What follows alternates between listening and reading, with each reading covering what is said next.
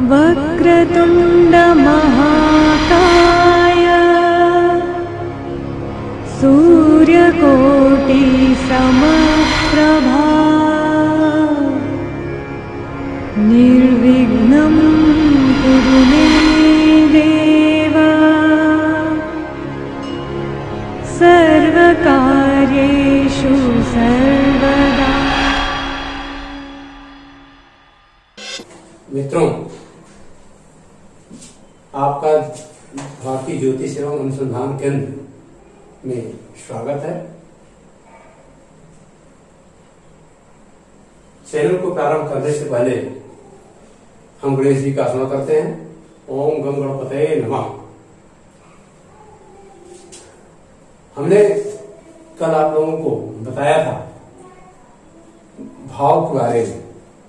भाव को कैसे जाने, भाव के अंदर जो क्रमांक लिखे होते हैं उसका क्या मतलब है। आज आप लोगों को जन्मांक चक्र में ग्रहों को कैसे व्यवस्थित किया जाता है इसके बारे में मैं बताऊंगा। विषय होगा जन्मांक चक्र में ग्रहों को व्यवस्थित करना। तो आइए हम देखते हैं किसी जातक की जन्म कुंडली के बारे में। किसी जातक का लग्न है 8, 10, 12, 15। लग्न क्रमांक दिया है 8, 10, 12, 15। पहला अंक जो 8 दिया है यह राशि को संबोधित करता है, राशि से संबंधित है। दूसरा अंक अंश से संबंधित है और तीसरा कला है और चौथा विकला है। वही क्रम लग्न कितनी राशि, कितने अंश, कितने कला और कितने विकला पर है, यह लग्न के बारे में बताया गया। अब हम देखते हैं किसी जातक की ग्रह स्पष्ट, किसी जातक का ग्रह स्पष्ट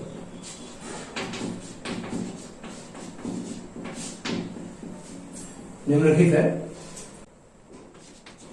सूर्य 5, 10, 15, 20, चंद्रमा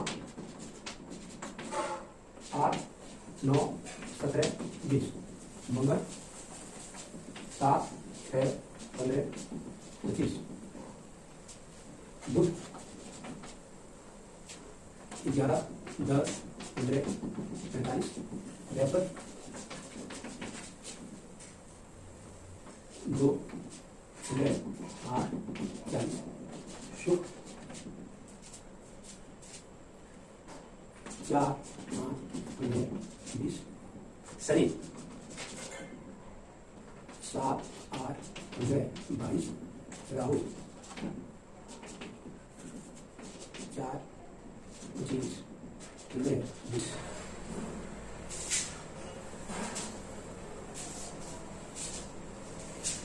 ये ग्रह स्पष्ट दिया हुआ है।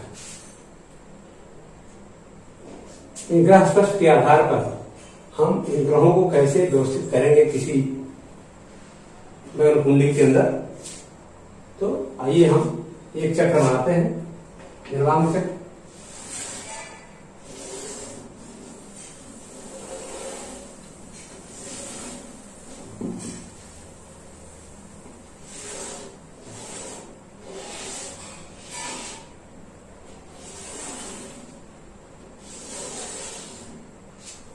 हमारा जन्मांक चक्र तैयार हो गया।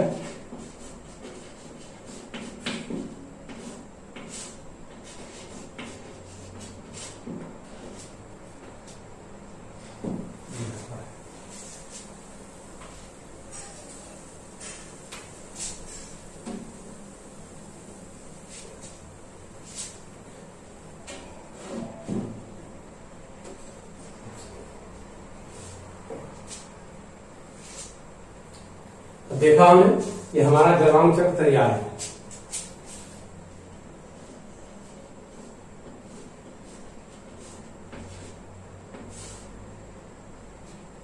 अब जन्मांक चक्र हमको ग्रहों को व्यवस्थित करना है, हम कैसे कोई अंक इसमें डालें। अब देखिए अंकों को हम कैसे रखते हैं।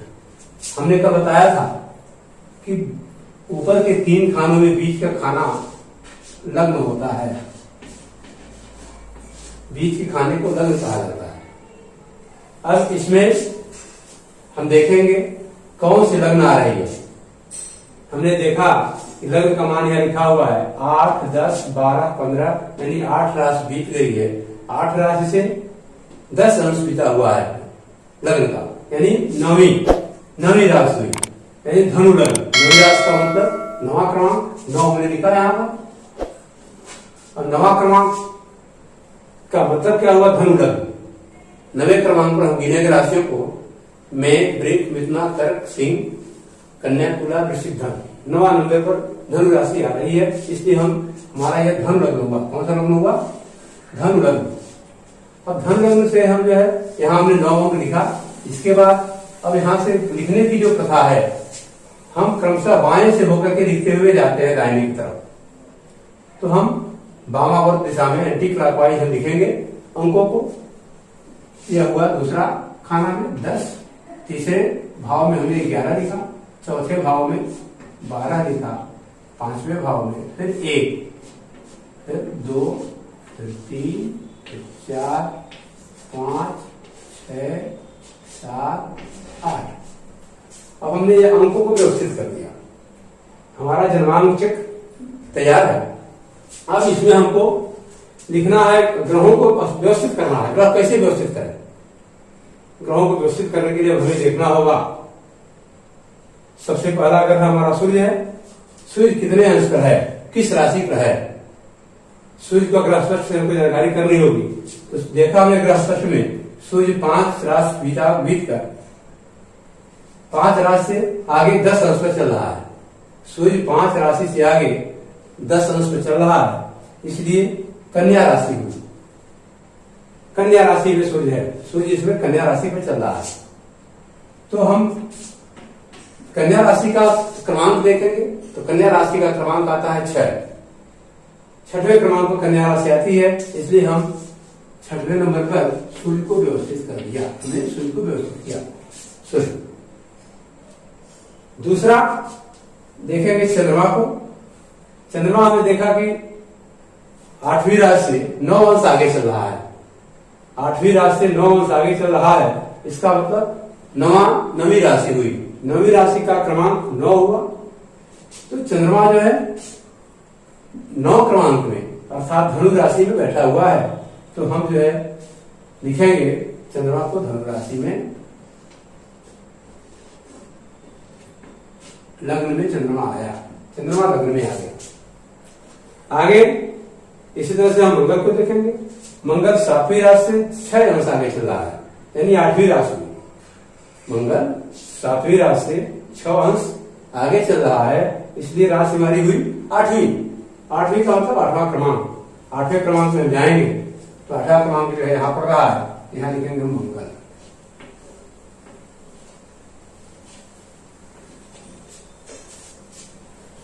फिर हम बुध की तरफ जाएंगे, बुध को देखेंगे। बुध 11 राशि से 10 अंश आगे है। 11वीं राशि से 10 अंश आगे चल रहा है, अर्थात 12वीं राशि हुई। 12वीं राशि का मतलब मीन राशि। तो हम 12वीं राशि में बुध को व्यवस्थित करेंगे। 12वां अंक कहां है? यहां है, हमने लिखा बुध।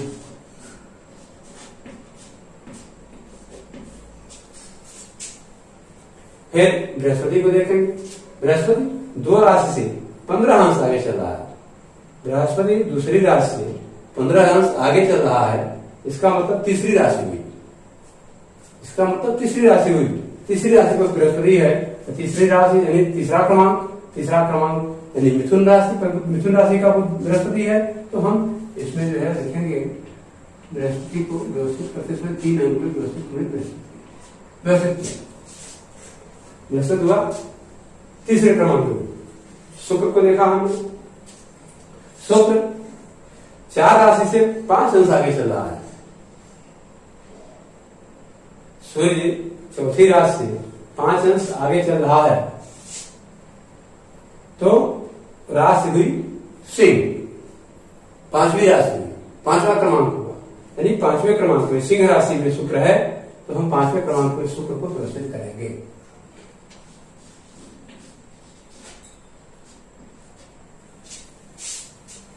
आगे शनि, शनि को हमने देखा, शनि 7 राशि से 8 अंश आगे चल रहा है, 7वीं राशि से 8 अंश आगे चल रहा है, यानी 8वीं राशि में है। 8वीं राशि का मतलब हुआ वृश्चिक राशि, तो वृश्चिक राशि में हम शनि को व्यवस्थित करेंगे 8वें क्रमांक में, तो शनि यहां व्यवस्थित हुआ। अब हुआ राहु, अब राहु को देखा हमने, राहु चौथी राशि 25 अंश आगे है, राहु चौथी राशि 25 अंश आगे है। इस तरह से पांचवी राशि हुई, यानी सिंह राशि, राहु सिंह राशि में है, तो राहु सिंह राशि में है, तो हमने राहु को यहां लिखा। अब आया केतु का नंबर, हम केतु को लिखने के लिए क्या व्यवस्था है, जहां राहु होता है उसे ठीक 7वें खाने पर, ठीक अपोजिट में 7वें खाने में जाता है केतु, जहां राहु होता है उसे ठीक अपोजिट 6 खाना आगे 7वें खाने में केतु बैठता है। जहां भी राहु रहेगा वहां से 6 खाना आगे, 6 भाव आगे, गिने हम 1 2 3 4 5 6 भाव हो गया। 7वें भाव में हमारा केतु आ गया, केतु हो गया तीसरे भाव में, अब केतु हमारा व्यवस्थित हो गया। अंशमान केतु का भी वही होगा जो राहु का है, लेकिन यहां देखा हमने कि 11वीं राशि में, यानी केतु का मान हो गया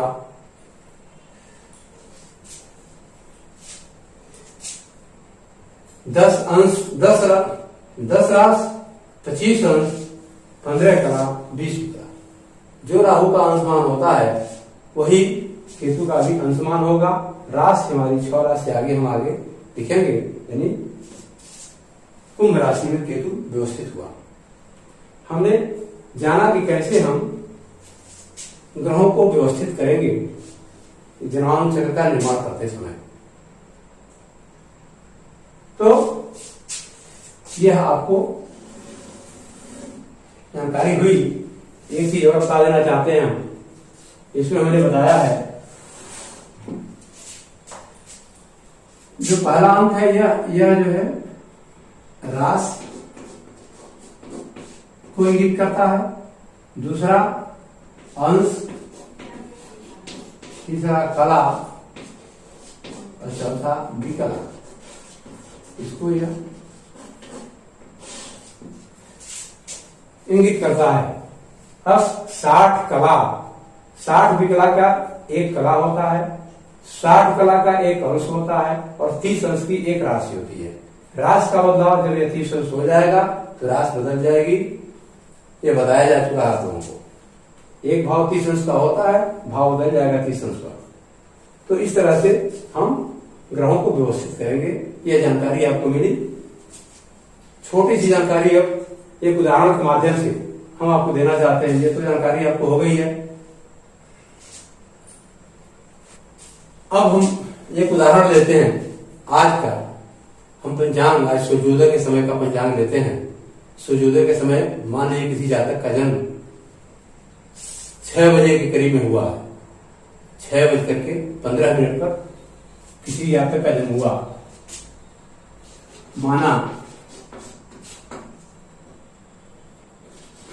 आज 6:15 पर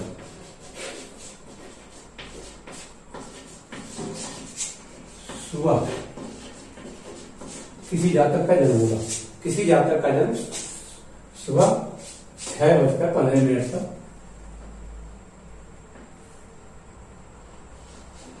3/10/20, 3 अक्टूबर को सुबह 6:15 पर किसी जातक का जन्म हुआ है। तो हम आज की कुंडली बनाते हैं। कैसे बनाएंगे, कैसे ग्रहों को व्यवस्थित करेंगे, ये हम देखेंगे। लग्न का निर्धारण हम कैसे करेंगे। लग्न हम देखेंगे, पंचांग हमको देखने आता है। अगर हम पंचांग देखना जानते हैं तो हम जान सकते हैं।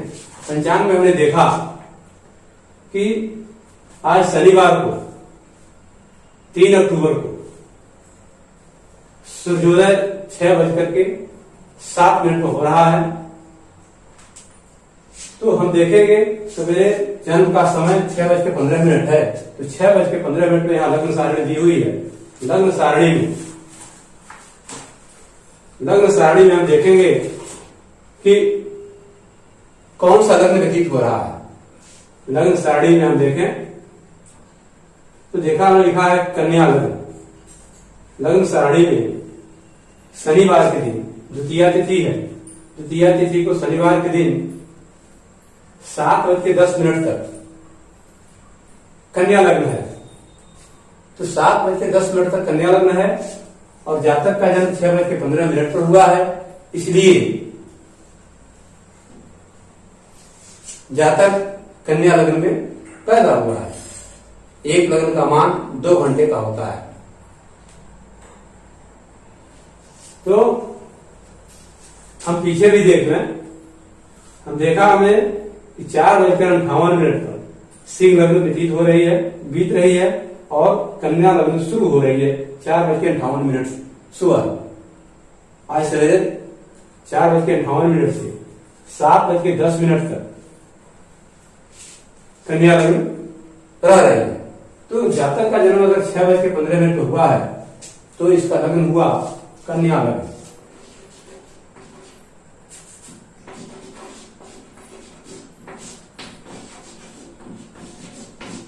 लग्न कन्या। अब हम चक्र बना लेंगे।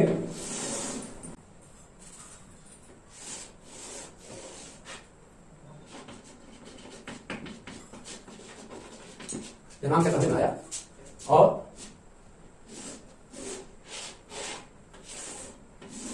चक्र हमारा तैयार हो गया। अब इसमें हम कन्या लग्न है तो कन्या लग्न के लिए अंक हुआ 6, क्रमांक 6 कन्या लग्न का है। तो हमें 6 क्रमांक को ऊपर के 3 खानों के सबसे बीच वाले खाने में, जिसको लग्न का नाम दिया गया है, बीच वाला खाना ही लग्न के नाम से जाना जाता है। तो बीच वाले खाने में हमने 6 अंक लिखा। अब क्रमशः हमने बताया पिछले वाले वीडियो में, क्रमशः हम बाएं हाथ से एंटी क्लॉकवाइज हम चलते हुए अंकों को व्यवस्थित करेंगे। तो दूसरा भाव जो है 7 हुआ, तीसरे भाव में क्रमांक 8, चौथे भाव में 9, पांचवें भाव में 10, 11, 12, 1, 2, 3, 4, 5। इस तरह से हमारा ये दिनांक चक्र तैयार हुआ। हमने अंकों को व्यवस्थित कर दिया। अब हमें ग्रहों को व्यवस्थित करना है। अब ग्रहों को व्यवस्थित करने के लिए हम देखेंगे ग्रह स्पष्ट यहां दिया हुआ है।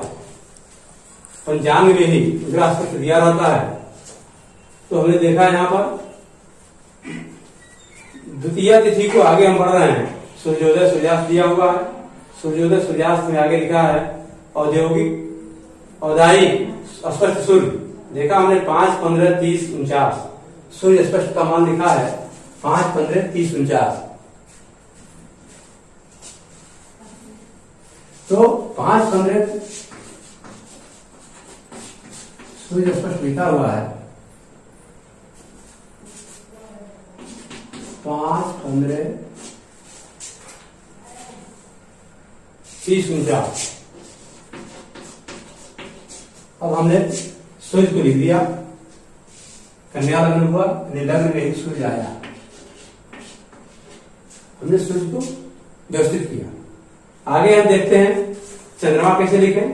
तो पंचांग में ही आप देखिए, आगे बढ़ते जाए 3 तारीख को।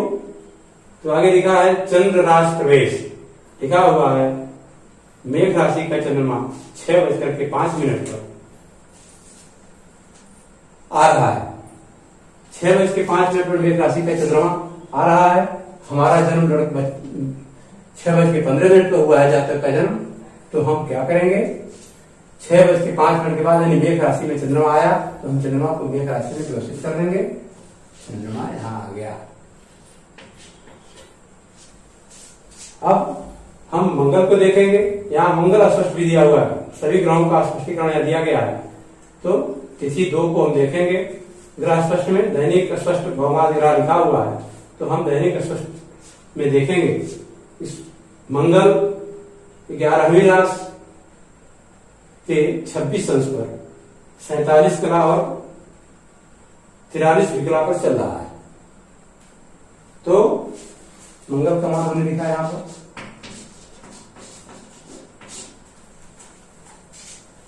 11वीं राशि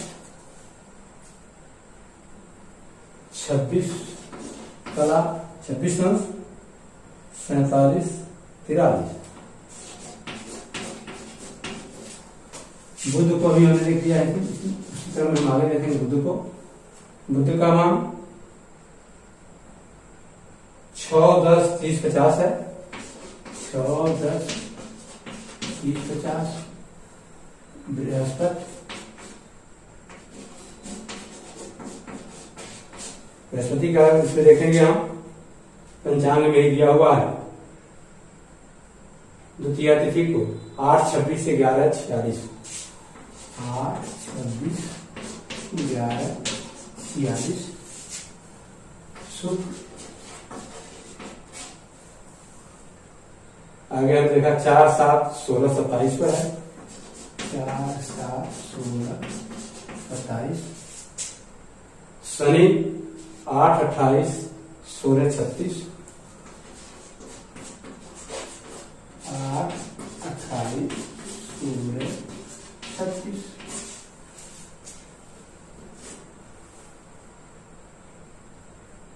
और राहु 1, 29, 21।